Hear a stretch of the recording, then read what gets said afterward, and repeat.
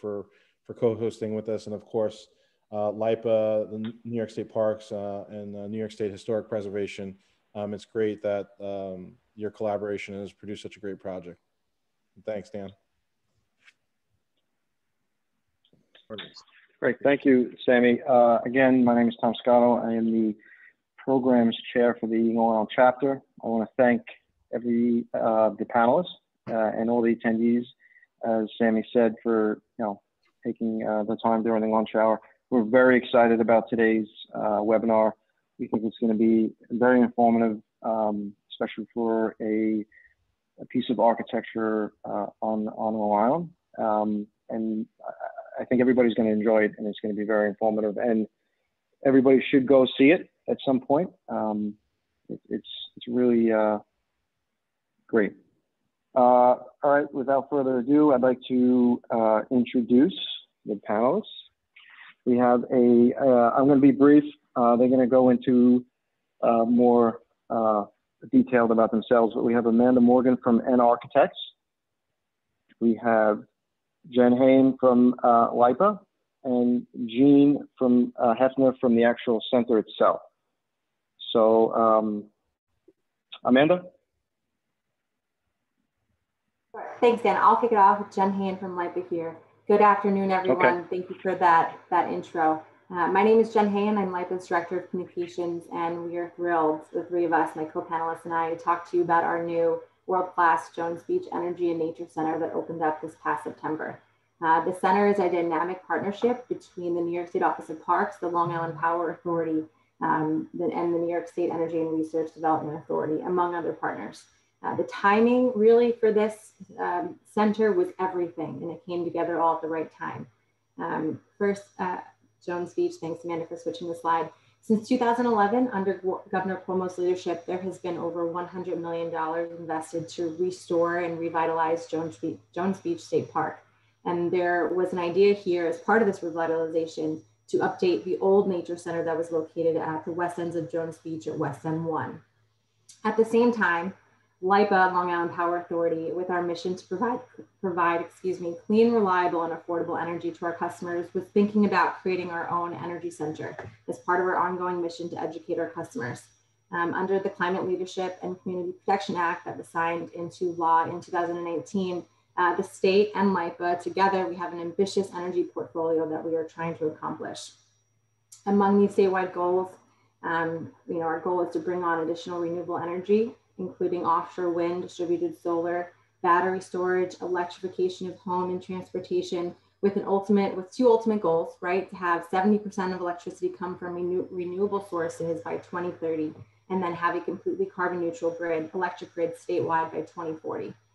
Just yesterday, I think many of you know, the governor has as part of his State of the State, announced the largest procurement of renewable energy in the nation, with an additional 2,500 megawatts of offshore wind to come off the coast of Long Island.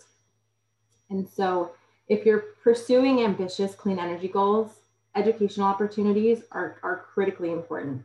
And so with that, LIPA, with our idea of an energy center, and Parks as part of the revitalization of Jones Beach, had these two ideas that came together.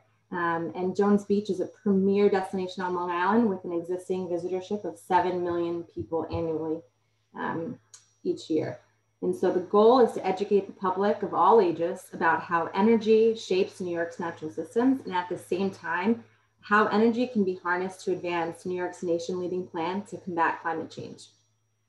As my co-panelists will talk to shortly, among the many notable features of this Jones Beach and Energy Nature Center, there are 19 interior, interactive, and dynamic exhibits. There are 13 exterior exhibits. It is adjacent to a new 219-acre preservation area, which is one of only 16 throughout the state. And to just put that into perspective, that's larger than 160 football fields. So as Mike Deering, our vice president at the Long Island Power Authority, loves to say, and he was really the leader on the LIPA side for this project, this center is the intersection of recreation, education, and preservation. So we really have those three main ideas in mind into this one world-class facility. This net zero building utilizes both geothermal, solar, and batteries, and it's just truly a living example of what can be done when building new properties across Long Island. So with that, I'm excited to be here, excited to hear more from my co-panelists, and obviously excited to answer our attendees' questions later on. But with that, I'm going to hand it off to Amanda Morgan. Thanks, guys. Thanks, Jen. So I'm Amanda Morgan. I am a principal and architect, and I was the project manager for the Jones Beach Energy and Nature Center. So I'm just going to walk you through sort of a brief presentation of the project. Many of you probably recognize where this is. This is at the west end of Jones Beach, prior to obviously the redevelopment. And as you can see, there was previously a 1960s era Robert Moses era bathhouse on the site, and it was surrounded by a sea of concrete. And one of the first things that we decided to do with our design was to try to surround the Energy and Nature Center with nature and to really cut back on the amount of paving on the site. So basically the amount of parking is more in line with the actual demand for both the center and for beachgoers. And the little dash line here along the bottom, that's the Sea Hall line. So another nice benefit of cutting back the concrete was that we were able to give back some of the beachscape south of that Sea Hall line and really take away some of the hardscape there. In doing this, in demolishing 12 acres of concrete, we actually were able to crush this on site and reuse it under the new walkways, the paths, and under the new dunescape that actually helps to stabilize the landscape in the very windy Jones Beach environment. And another existing feature that we reused in the new Energy and Nature Center are actually the existing building foundations. So here you can see a photo of the existing bathhouse. And this linear footprint of the Jones Beach Energy and Nature Center came both from the reuse of those existing foundations, but also from a desire of really creating as much connection between interior and exterior as possible. So you can see that the building is really organized around a series of interior volumes that house mechanical space, as well as all support and office spaces. And the exhibition and classroom spaces really weave around each of those volumes, creating a really fantastic connection between visitors at the interior of the center to the exterior site that's surrounding them. Two other quick features that we have really to try to bring people outside. Obviously this strong connection to the exterior landscapes at the north of the building, but also we have sort of an exterior classroom or gathering space at the south that really encourages people to, enjoy the environment and get closer to nature when they visit the center. And in this aerial photo, you can see a little bit of the building systems in action, which are, we always, in all of our projects, we're trying to sort of mask a lot of the mechanical systems and energy systems. But here, it was really this fantastic opportunity to put it on display. So you can see 260 solar panels marching along the roof of the building. And you can see the energy storage battery here in the foreground, which is actually a part of the exhibits. And this battery allows the building to island for 6 hours at full capacity, and it actually can island much longer with just reduced capacity or reduced energy use within the center. A couple of other things that you don't see are the 18 geothermal wells. We have a closed loop system out here to the north of the center, which allows the heat gain and heat recovery system for all of the heating and cooling of the building inside. One other feature of the center that we thought was really important to bring people outside was to surround the building with this beautiful trellis structure. It has shading members that alternate in pattern, creating sort of individual spaces along the length of the building and really creating both a heat reduction from the inside, but creating sort of exterior spaces that march along the entire perimeter of the building and encourage people to occupy the deck below. You can see that there are a number of very large openings. All of these had to be hurricane rated, and also they are bird safe. So they have a UV interlayer that prevents bird strikes. And obviously, one of the most impactful things about the center is the form, this sort of wave-like form, which sort of in a nice way replicates the waves found in energy and nature. But what it also does is, from a design aspect, it really allows us to provide varying ceiling heights throughout the center. So it's a support spaces like the office, which you can see in the foreground here. We can have sort of a more intimate and lower ceiling height, whereas in the gallery spaces, it really opens up and connects through the operable clerestory glazing to the exterior and provides beautiful natural light into the gallery spaces. And this was another benefit of using the geothermal and also having radiant flooring throughout, so that we could really use a heating system that worked very well with the variable ceiling heights throughout. And I'll end on this image before I turn it over to Jean to speak about the interior exhibits a little bit further. But this is a view from the lobby right as you enter into the main doors. And another aspect of the center was that obviously it's located within the floodplain. So the finished floor elevation had to be raised about 7 feet to clear the design flood elevation on site. And it was just this beautiful opportunity to really create this visual connection to the Atlantic Ocean that you did not have previously when the ground was much, much lower for the previous building. And with that, Jean, I'll turn it over to you to walk us through exhibit. Sure. Hi, everyone. I'm Jean Hafner. I'm the director of the center. And I was lucky enough to be able to come on last August and help curate the exhibits along with others, including the team from Architects and Star White House and many other people. So it was a very exciting project, and it's even more exciting now that it's open, and we're doing a lot with it. So Jones Beach has a long history as a site of human engagement with the natural landscape. And we wanted to incorporate this history and these dynamics into the exhibition. So the starting point was really the location. And Jen pointed out that this was perfect timing for the project. I would add that it was also the perfect location to talk about these issues. It's right on the coast.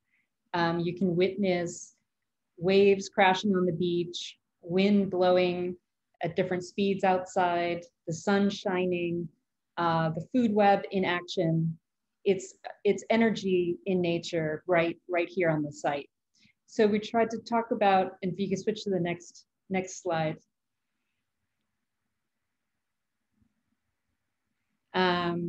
The main conceptual themes of the center are the power of nature and the nature of energy. So we look at first how energy is transferred in nature, and then how humans have learned to use these energy sources for our own purposes. And then in turn, what the impacts are on ecological systems. So we're always telling that kind of the holistic view of energy and energy conservation and ecological impact. And that's what the center is really striving to do in its exhibits and programming. So the building itself is an exhibit. And here we talk about the connection of the building to the exterior environment. You tend to think of architecture as being an isolated structure that's meant to keep the outside out. And what's really unique about this and other net zero projects is the desire to work with the natural landscape and use it to conserve energy, but also just create a really nice, wonderful place to be. If you want to switch to the next. And I was really inspired by the design of the building itself and how it's situated in the landscape and the landscape design around. And I wanted to find a way to incorporate that connection to the site in the exhibits, just as an Architects and Star White House had done with the building and landscape. So we tried to juxtapose really beautiful nature illustrations from a firm called Inkwell and artist James Prosek. Juxtapose these beautiful illustrations with scientific diagrams and have that contrast throughout as a sort of graphic approach that brought together art and science, which is what I really feel like this site encapsulates. Can you go to the next? We also focused on inclusive design and accessibility in this site. This is the first center in the New York State Parks system to feature exhibit text in both English and Spanish. We have tactile panels that feature Braille. We offer 2 free audio tours in English, Spanish, Mandarin, and American Sign Language. We paid attention to graphic contrast for the visually impaired, and we've started incorporating accessible features to our website for graphic contrast, audio, and the like. So that's also an important part of this project that we're working on, and it's really a novel within the park system. And then I'll just end with saying that the exhibits are really a basis for serving Long Islanders through not only recreation, which of course Jones Beach is known for, but education and environmental education. We have 6 educators here who are extremely strong and offer programs weekly. We offer lectures. We're building a STEAM curriculum where we'll do teacher trainings. We're joining forces with the Cornell Cooperative Extension this summer to do a joint 4-H Marine camp. We have community science programs in the works with Brookhaven National Labs, New York Sea Grant, and the Army Corps of Engineers. We're doing outreach to underserved schools through our Connect Kids program at Parks. We have an internship program right now we have 2 high school students, and we have 2 new students coming in as of February 2nd. One is from Long Island University in the graduate program, and the other is from Hofstra. And we are planning some jobs training with Empower Solar for this spring and summer, hopefully. So we really want to do things that help people understand what jobs are available in these fields, that you don't have to be a marine biologist to contribute to, this conservation effort. And there are many jobs in renewable energy and other fields. So we want to just make that be a resource for people during this difficult time. And we're always looking for ways to serve the community. And we're open to ideas, so don't hesitate to get in touch. So thanks, I'll just end there. Great, thank you. Thank you, Jean. Thank you, Amanda. Thank you, Jen. So that was a kind of introductory portion of today's webinar. We then wanted to open up both the USGBC Long Island and the AIA Long Island, came up with a few questions. And before we jump into those questions, I just want to say how interesting this project is. Without actually visiting it yet, I thought I knew a good amount about the project, but to hear about the information about the patterns on the trellis, the UV layer in the windows to stop bird strikes, the radiant flooring, raised elevation, hurricane-rated windows, and then all the educational opportunities that you have both internally within the center and then with partner organizations as well. I just think this project's a great example. It really practices what it preaches. It's an energy and nature center, and that's clear in the building. It works with its natural landscape, incorporating some of the local ecological components of the area. And as an energy center, it's a net zero building. So it's it's really, I think, a flagship kind of building that we would love to see more of here on Long Island. So to open up to one or two of the questions that we had come up with, I know it's kind of broad, but I kind of wanted to see what each one of your responses would be. What do you feel you're most proud of with this project? You all were involved in its proliferation and its ongoing, ongoing maintenance. And so what do you feel you're most proud of or most excited of with this project? I'll go ahead and start, Dan. I think that as any architect would probably attest to, every project is kind of like a baby, especially when you start from the very beginning, the early concept phase of the project, and you really see it come to life. I mean, in general, I think I'm just really proud of all of the collaborators and the team that has, rallied around the project and really worked hard to deliver the project, a really challenging project actually in such a short period of time. I think we were talking just before attendees came into the meeting about the duration of the project, and it was only about a 3-year turnaround from the very first kickoff meeting to the center actually being open to the public, which is very, very fast.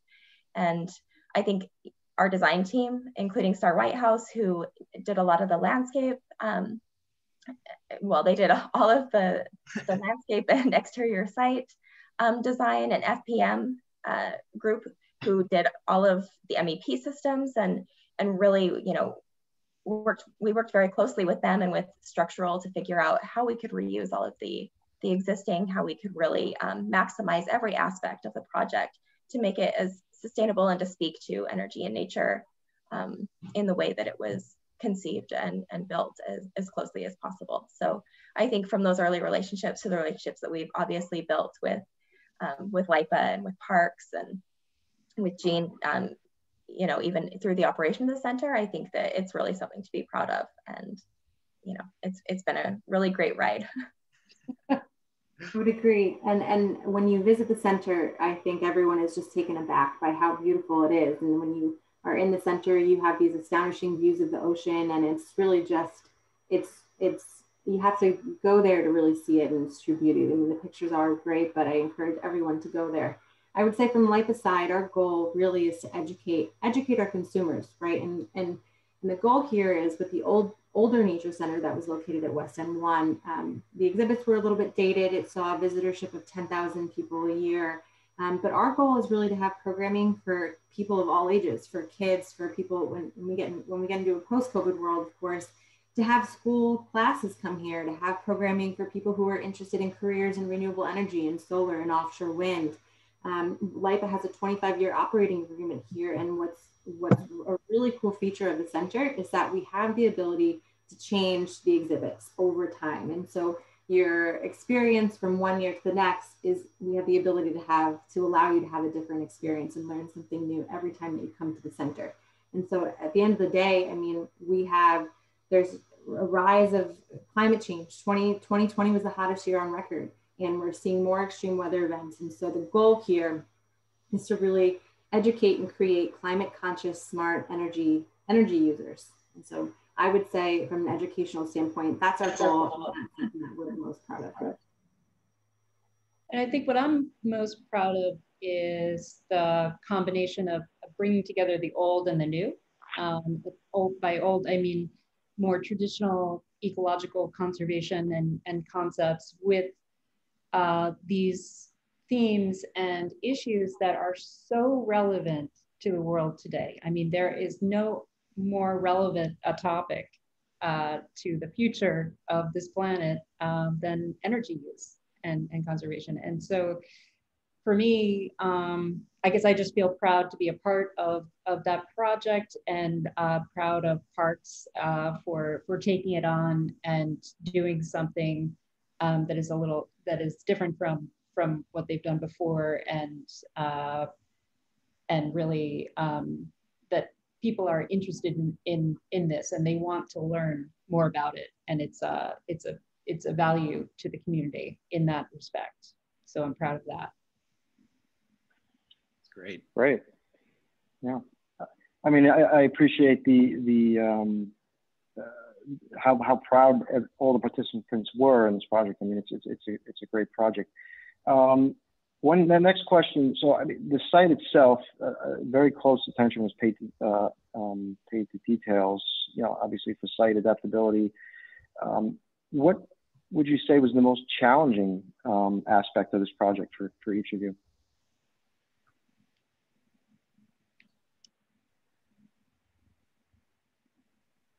Well, I guess for me, I'll just go first. We had, when I came on last August, I guess there was a plan in place. There was exhibits that dealt with energy and with nature, and I had to find a way to bridge energy and nature, with an existing plan and tweaking it and so on. So I think that for me, that was within a tight timeline. I think that was a big challenge. And I think for us, in this COVID world that we're in, this pandemic, you know, we're limited to 25% capacity in the building, and there's social distancing, and people have to wear masks. And, you know, when you originally planned for programming and the content, it was all in person. And so we're transitioning, and I think a challenge is how to still reach and engage and educate consumers and classrooms in a different way. You know, you can't come to the center, but how do we engage people virtually? And so that's a big focus for us as we go into 2021. So COVID has definitely been the greatest challenge from an educational standpoint. Yeah, I would say expanding a bit on what Jean said. You know, when she came on board, as she said, the exhibits were, you know, quite separate, the energy and nature exhibits. But actually, when we were brought on at our first kickoff meeting, the idea was actually that there were two centers, and Jen sort of alluded to this in her introduction.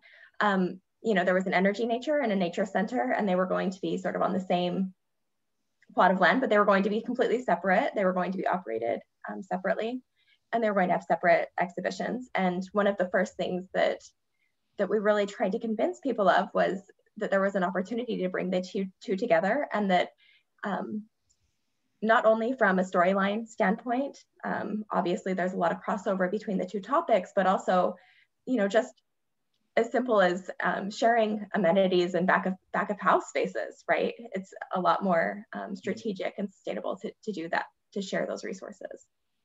So that was maybe one of the earliest challenges. Right. Great. And just to segue into another question, how did you guys form the relationships? How did it start? You've been working on the project since 2017, I think we said in the beginning, right? Just so everybody is. Yeah, I believe it was about then. We were brought on. Yeah, man, how did we even start? Yeah, we were brought on FPM. FPM was actually the prime on the contract, and they brought us on to do the architecture for the center. And we had just recently finished the New York State Equal Rights Heritage Center up in Auburn, and we had a great working relationship with Parks. So we saw it as this fantastic opportunity to continue that relationship and to do another very impactful and important building in a completely different part of the state. Very interesting. Great. I'll take over one question. I know it's pressing for me personally. When I first heard of this project, it was through Michael Deering over at LIPA, and I heard it was going to be a net zero energy building, and I thought that was so fascinating. So I went online, I hunted down the architects, and a few months ago, Amanda, I think we had a conversation, just one-on-one, just to, I guess, get a little bit of a briefing on the project, to kind of hear about the net zero the net zero energy component. So I know the building is not technically certified. You need a certain amount of months for any certification to happen. But ideally, I think right now it is a net zero building. So can you talk a little bit maybe about that, how that maybe became a focus, how it affected budget and timeline and the feasibility? Do you think more buildings on Long Island can achieve this? So, I mean, it was obviously a pretty big challenge. And I think in the beginning, we weren't exactly set on what the sustainability goals were going to be. But obviously, as the conversation started very early on in that conversation, understanding that this was going to be an energy and nature center, and understanding that was going to address some very, timely topics, we felt that it was very, very important that it itself become a model for sustainability. And I believe it was actually LIPA who, they really pushed, and actually Parks as well, they really pushed, they wanted to see what we could do, what could we accomplish. And I mean, islanding for 6 hours, it was a pretty big challenge that our that FPM group took on, right? But it just sort of, honestly, it didn't seem like that big of a challenge, because somehow the architecture and all of these continued conversations and how the project evolved, it sort of naturally weaved its way in the very early stages of the project. And we sort of landed where we landed, almost, it was almost serendipity in a way. In terms of comparing this to what you can do somewhere else on Long Island or on another project, it's hard to compare because we had such a fantastic group of collaborators and contributors, right? So, they really made it possible to do it from a cost standpoint, but also in such a timely and fast, rapid way. And that's part of the reason why we didn't go after certification, right? That was additional cost. It was additional time that we didn't really have, when it just felt very urgent to open the center and get the public in and bring to light some of, the issues that we're facing and the beauty of Long Island. Mm-hmm. Amanda, I love what you said when you said it's a quote model for sustainability. And I think that's really the foundation here, right? Is that we're showing the benefits of electrification, in that we can use geothermal, we can use solar and the energy from the sun and capture it into batteries. And I think the sky's the limit. Long Island has the largest distributed solar network in the state. And so I think if we can show consumers and show visitors and make them excited about offshore wind, and make them excited about solar, and they can see the battery and encourage this and expose people to it, because if they're not exposed, they can't learn. I think that's really wonderful. And so I think the future is a limit. The sky, there's no limit. The sky is the limit here, right? And what we can do, and as we transition our grid to more renewable sources, LIPA with our certified PSV, we have rebates, we have opportunities for customers to make these changes and modifications and make their homes more energy efficient. So I think just exposing them is just one step in that process to what we can really do with buildings and homes on Long Island. I want to just add one more thing, and Daniel, this is something that we discussed when we had that sort of one-on-one conversation. Geothermal is something that we actually do in almost all of our projects now, from these larger cultural centers to some houses that were actually some residential single-family houses that we're doing in upstate New York. And I think that in recent years, the cost of geothermal has really come down, and it's just this great opportunity to put an investment up front that isn't that much higher than maybe your standard mechanical system, which will result in a reduction to your energy use, and ultimately the cost of running your building or your home. And I guess going on the operations and maintenance side, Jean, from your side of being the director of the center, any special considerations from you for making it a net zero building? Or is it any extra work on your side? Do you have to be flipping switches every morning when you walk in, or is it it's all automated and as automated? We don't have to do very much at all. Beautiful to hear. Beautiful to hear. So what I'm hearing is that it's possible in other places of Long Island. It was obviously a challenge making sure that there was a lot of coordination in place, but didn't overwhelmingly affect the timeline or budget. So I'm hopeful. I'm hopeful when I hear this. We have quite a few questions coming in from the audience. So I'll just ask maybe Grisilla or Tom, if you have any other specific questions before we dive into those questions from the audience.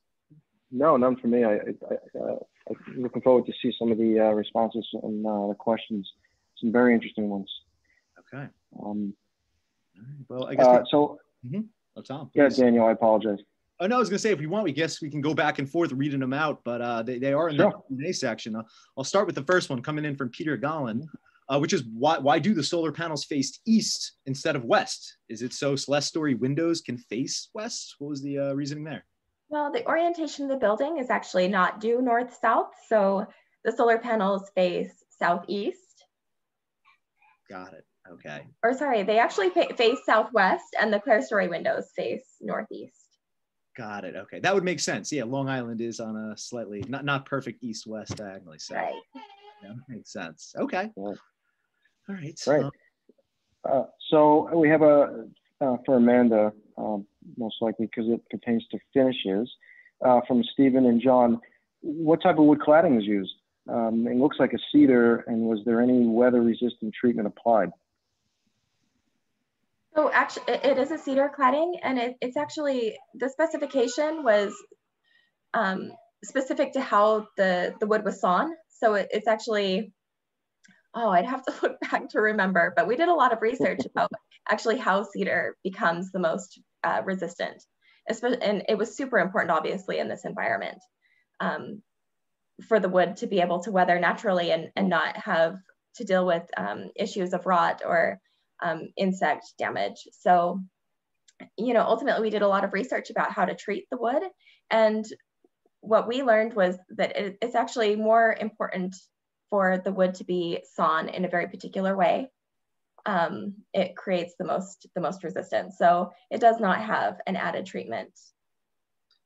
Right. And to add to that, what are some of the resiliency strategies and sustainable materials that we use throughout the building? So our resiliency strategy was really to lift the building up above the design flood elevation. And actually, we have a breakaway construction line that is very visible on the north of the center. So I don't know if you can see my cursor, but there's actually a line here at the left side of the image that runs all the way around the center. It's in plane with the south deck, which is above the design flood elevation. So that's really the primary resiliency strategy. In terms of materials, we really just tried to use this sustainably sourced wood as much as possible, also so that it would have a warmth and it would sort of blend in with nature. We didn't want a building that would, stand out or look like something that didn't really fit within the environment that it's within. So the idea is, it's very warm right now, as seen in this photo, but it's actually already starting to gray, and eventually it'll gray out almost entirely, and you'll be able, and hopefully some of the solar shading and so on will sort of register on the cladding as that process happens. But really the idea is that it sort of fades away, and you really are connected to nature through the building as you look through, and it doesn't stand apart from its surroundings. Very interesting. Great, thank you. Coming in from Frank Markowitz, and Jean, you may be able to answer this one since you're at the center daily. Has the bike path to the center been reopened, and were bike racks installed? He said many fellow cyclists often ride the path to where the center is located, and they would love to. We not only have bike racks, but we have some tools to fix your bike. We've got water fountains along the way, bottle filling stations. So there is a break with the COVID testing center is you can't get all the way to the water tower at this point because of the COVID testing center, but we're hoping that hopefully we won't have that problem too far into the future, but there's plenty of space to ride around that, and there are trails around the center as well. We offer a Discover the Dunes trail where we take people out and talk about the habitat and animals that live out there, and why dunes are so important. So there's plenty to do around hiking and walking, strolling.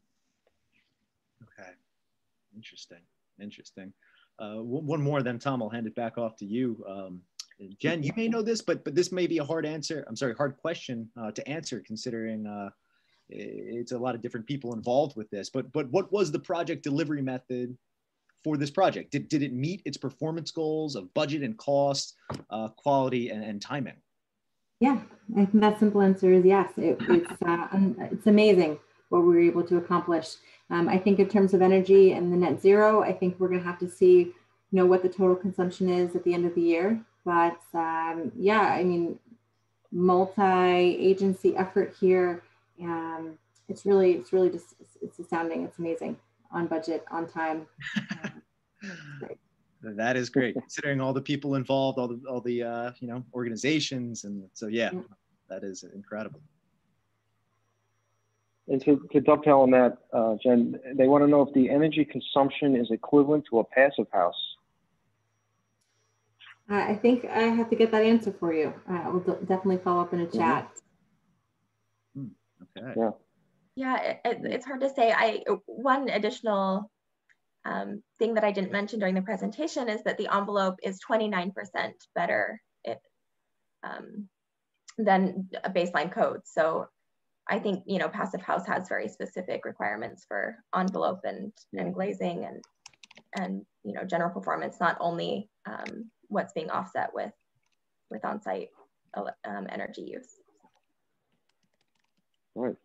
And would you say there's a trade-off with respect to the occupant load and comfort based on some of the energy systems used or sustainable technologies used? Jean can probably speak to this one, but I would hope not. I mean, one of the reasons why we did the radiant flooring was because it creates a comfort at the level that you need it at without a lot of waste. So I guess, Jean, you're there every day. Do you think there's been any trade-off? I think it's a benefit, really. The building is more comfortable than having the usual heating and cooling systems. There's a lot of natural light, which really impacts how people feel in the space.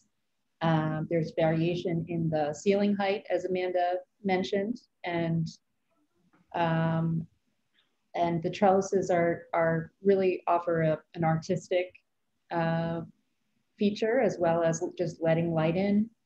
So, you know, I think the building is really a work of art, in addition to being a technological feat, and it's a privilege to work in such a building. Yeah, Great. Imagine we've spoken on the phone and you said, I'm looking at the Atlantic Ocean right now and it's beautiful. Yes. I'm in my garage. If you're looking for me, I'm probably out looking for our 2 snowy owls that are outside. You can see them off the back deck. That's awesome. That's awesome. I want to revert back to one question we had from Meryl Kramer, which was, Amanda, can you please share the window door manufacturer, the interlayered to prevent bird strike? I believe she has a client that is a bird lover and they want to do this. Sure. So let's see, where did we land? So I think when we were doing our research, basically there are 2 different manufacturers of glass that do a UV interlayer. And the one, I'll actually send you the information, Meryl, separately if you don't mind. But yeah, the glazing manufacturer is different from the window manufacturer. So the glass actually came from a German company. They're the only ones that do the UV interlayer that has actually been tested to prevent against bird strikes. Well, I believe the other one has testing, but it hasn't rated as well as this one. So we went with the highest rated one that we could find. And it was from a glazing manufacturer in Germany. Great. Amanda, when we were talking about, when we were talking about the bikes and the paths, Jean, can you talk about the comfort station that's also adjacent to the center, which is a really fascinating feature addition? Yeah, so the West End is opening up for swimming, and we'll have lifeguards there this summer. And the comfort station is really beautiful. What struck me when I first went there was when you walk up the steps, or if you go up the ramp, you go from the lower level of the parking lot up to the level of the comfort station, but the dunes are right in front of you. So it's a moment of surprise when you get to the top and you look out to the ocean. You don't quite expect it to look like it does. And there are trails that come off of it also. So it's we're building a link between these different spaces on the West End, and it's the West End is now a protected park preservation area. So, we're leading people carefully through different paths and linking up buildings like the Comfort Station and our building, and trails around the center. Great. Sorry, just going back to Meryl's question to give her an answer. It just came to me. It was actually Ornalux is the UV interlayer manufacturer, and they work with Arnold Glass. Great. Amanda, Adam would like to know the exterior wall construction that was utilized. Sure. I mean, it's actually a pretty standard wall construction. It's a wood framed building with insulation in between the wood studs, and then continuous insulation at the exterior. The cladding is basically hung with a clip system so that we don't have any exposed fasteners. Also because it helps protect that a bit from weathering, but it's a sort of a standard rain screen system. Great. Jen, I have one that might be for you, because I'm sitting, I think you might know the answer to this one. How did you all convince the state to reduce parking? I'm not sure if you had any involvement in that, but that was probably a big ask. I think that's one of the benefits of the project, right? Is that we were able to reduce the parking, and the parking was the foundation of the building, as Amanda was talking to earlier. And then we were able to put in more indigenous grasses and plants. And so it really became more of a preservation area in total. But there is still plenty of parking in a post-COVID world where buses and there's electric charging stations for cars. And so there still is plenty of parking, plenty of opportunity for people to enjoy both the beach and the West End and the nature center. So I think reducing the parking was one of the benefits of the project and a big goal we were trying to accomplish. Great. Yeah. Let's see. How is wastewater dealt with? That's dealt with in the same way that it's dealt with in other areas at Jones Beach. We have a water tower on Jones Beach, so that's all part of that system, if I'm not mistaken. Amanda, maybe maybe you can say more about it. Yeah, I mean, the wastewater is just tied to the local system on Jones Beach. It was already in place from the existing building, so we tied into that same system. In terms of runoff, there is no irrigation on site. Star White House designed plantings and a landscape that is all indigenous and very resilient to the Jones Beach environment. So also contributing obviously to the exhibition, so pollinator garden and so on. Sorry, excuse me. But yeah, so there's not a lot of runoff water to deal with, is all that goes to say. I think I heard it, but I wanted to confirm. So it was tied into the existing infrastructure at that area already. Is it a sewerage system, or is it a septic system, wastewater treatment system? That I would have to check on. We'll follow up with whoever asked that, and we'll get you an answer at a later date. Yeah, that would be a question that FPM could most definitely answer. Exactly. I will take over Justin's question, then Tom, I'll hand it back over to you. I don't know what the overall cost approximately for this project is, but with the final LEED certification, I know they did not go at this moment for a LEED certification. So maybe it's something that will be considered, down the line after enough building data has been collected. But as of right now, to the chagrin of the USGBC Long Island, it's okay. But it did not get LEED certified now. But as long as it's a net zero building, we're happy. Right. The total project, $32.8 million, and Amanda can talk to more about the LEED certification. Yeah, I mean, there were discussions early on about whether or not we should go after LEED certification or passive house or net zero, you know, and ultimately, as I mentioned before, just, you know, the budget and the time constraints were sort of a challenge because of that.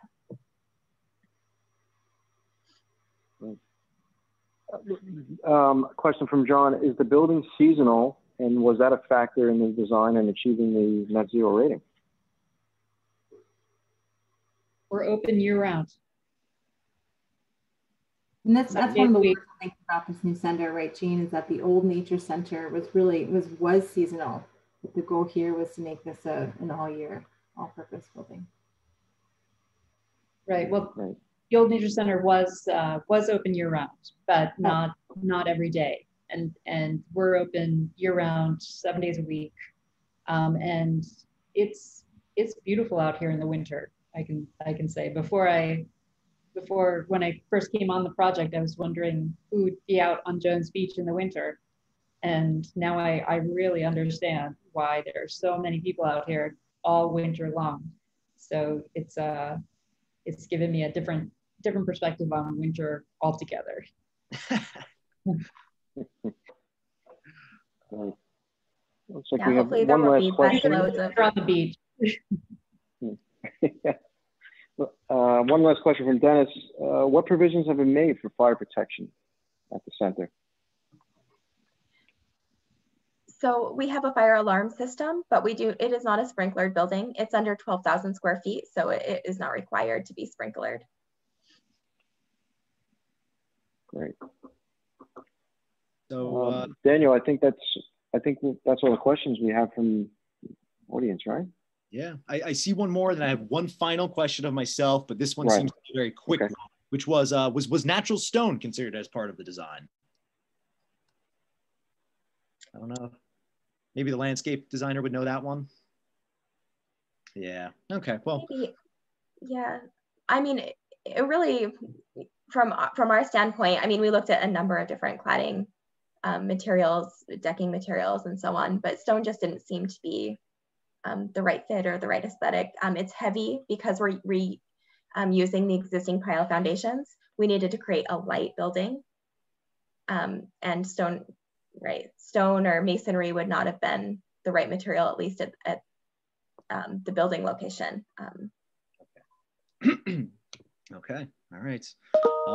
So I have one final question, then I'm going to give you all a thanks, but since we have everyone here online right now as a part of this webinar, I talked to Jean a little bit beforehand, and I said, as a potential part 2 to this webinar, come spring or summer, do we think we could get a tour, maybe in from the director, to this group? Do we think that definitely?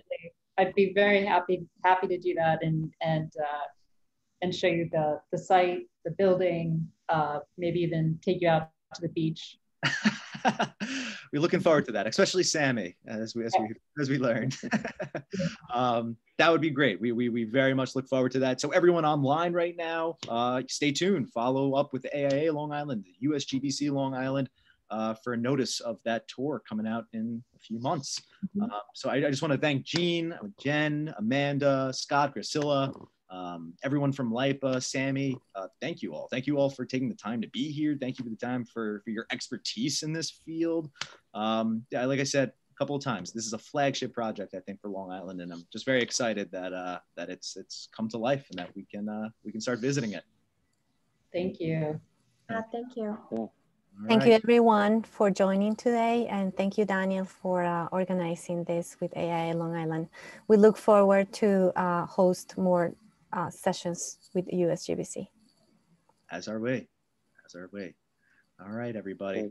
Thank you so much. Thank you, everyone. Thank you. Care. We're connecting again soon. Have a great day, everyone. Goodbye. Thank you. Good day. Thank you.